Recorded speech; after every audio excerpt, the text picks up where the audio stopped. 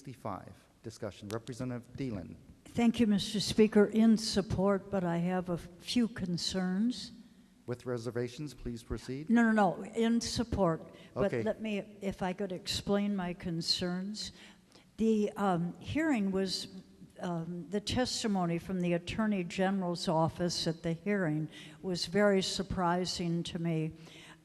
Evidently, about 100 years ago, there was a program that was established, the Uniform Crime Reports, and established by chiefs of police, and it resulted in the Uniform Crime Report Program under the jurisdiction of the Federal Bureau of Investigation. 100 years ago, Mr. Speaker, there was no such category as domestic violence. 100 years ago, that was a shameful secret. It was looked at as the woman's fault, and it was hidden from society. So the Attorney General's office now, fast forward 100 years, they don't keep any statistics at all that can be reported about domestic violence because they're relying upon that 100-year-old reporting system.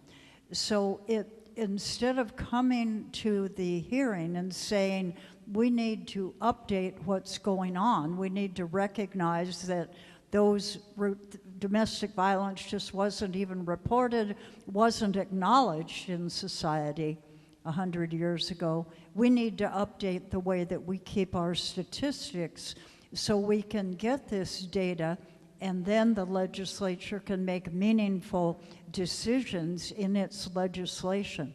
Well, they didn't come and say that. They just said, leave us out of it because we don't keep the data, and just ask the FBI. So I was pretty shocked by that. And I'm hoping that we'll have a better way as we look at this, and a better way to go back to the Attorney General's office and say, update what you do.